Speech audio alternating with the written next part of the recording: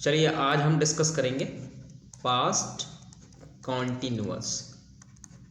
हमारी क्लास में tense topic चल रहा था और टेंस के अंदर प्रेजेंट को हमने पढ़ लिया है, पास्ट हम पढ़ रहे हैं और पास्ट के अंदर इंडेफिनेट की स्टडी हमने कर ली है। तो अभी हम पास्ट के दूसरे वाले पार्ट की बात करेंगे जिसका नाम है कॉन्टिन्यूअस। अगर पास्ट कॉन्टिन्यूअस की बात करते हैं तो मैंने आपको पहले ही बताया है कि आपको केवल 3 चीज़ें याद रखनी है ट्रांसलेशन के पॉइंट ऑफ व्यू से, उसकी पहचान, प्रयोग होने वाली हेल्पिंग वर्ब और मेन वर्ब यानी मुख्य क्रिया।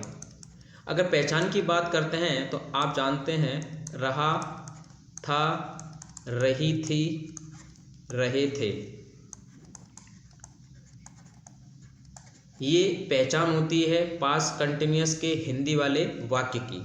अगर किसी भी सेंटेंस के पीछे रहा था, रही थी, रहे थे आ रहे हैं तो ये हमें ज्ञात होता है कि यह वाक्य हमारा पास्ट कॉन्टिन्यूअस में है।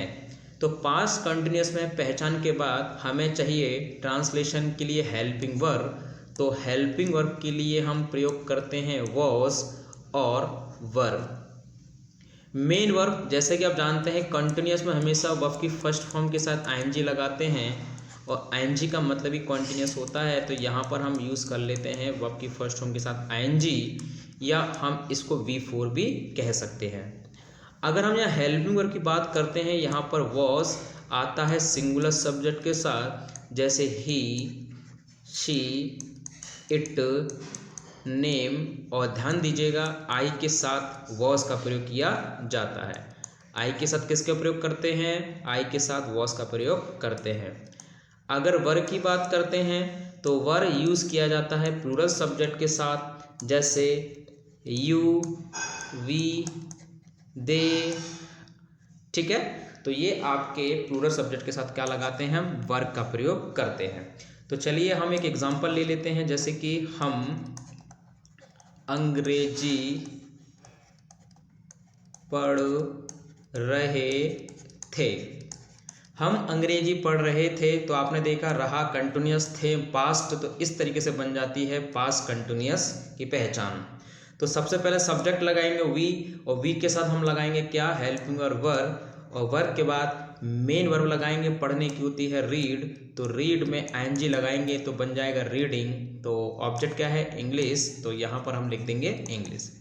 तो ये आपका यहाँ पर ट्रांसलेशन हो गया है, we were reading English. Negative बना सकते हैं, we were not reading English. ये आपका यहाँ पर बन जाता है नेगेटिव, हम अंग्रेजी नहीं पढ़ रहे थे। आप इसका इंट्रोगेटिव फर्स्ट बना सकते हैं, हेल्पिंग और आगे रख के वर वी रीडिंग इंग्लिश। तो ये आपका बन जाता है इंट्रोगेटिव फर्स्ट। और इंट्रोगेटिव सेकंड, जैसे कि हमने आपको बताया था बहुत सारे क्वेश्चन वर्ड का प्रयोग यहाँ पर हम करते हैं। ओके, तो कोई भी क्वेश्चन वर्ड ले लीजिए यहाँ पर, तो लिखेंगे यहाँ पर when were we reading English. When were we reading English, question mark लगाइए। तो इस तरीके से हम क्या कर सकते हैं? पॉजिटिव, नेगेटिव, इंट्रोगेटिव फर्स्ट और इंट्रोगेटिव सेकंड का ट्रांसलेशन कर सकते हैं। ठीक है, तो देखिए आपको समझ में आ रहा होगा। दूसरा एग्जांपल ले लेते हैं, जैसे कि राम किताब पढ़ रहा था। ठीक है, तो आप देखेंगे राम सिंगुलर सब्जेक्ट है, सिंगुलर सब्जेक्ट के साथ आपने वॉज लगाया। पढ़ने की मैंने आपको ऊपर भी बताया है, पढ़ने की होती है रीड, तो आईएनजी वाली फॉर्म लगाएंगे, किताब को लगाएंगे बुक, और आर्टिकल लगा सकते हैं ए। ठीक है, तो यहाँ पर बन जाएगा आपका राम किताब पढ़ रहा था। एक और एग्जांपल ले सकते हैं, क्या तुम उसकी मदद कर रहे थे? कर रहे थे, तो आप बना सकते हैं यू के अकॉर्डिंग क्या लगाओगे? तो यू के अकॉर्डिंग आप लगाएंगे यहाँ पर वर, तो वर यू, हेल्प में आईएनजी लगाओगे हेल्पिंग हिम। ठीक है। तो इस तरीके से यहाँ पर ट्रांसलेशन हो जाता है। तो ये था हमारा पास्ट कंटिन्यूअस। तो पास्ट कंटिन्यूअस में हमने क्या सीखा बच्चों कि पास्ट कंटिन्यूअस में हमने देखा कि पहचान रहा था, रही थी, रहे थे, helping verb, was verb, main verb में हम लगाते हैं वर्ब की फर्स्ट फॉर्म में आईएनजी अर्थात V4।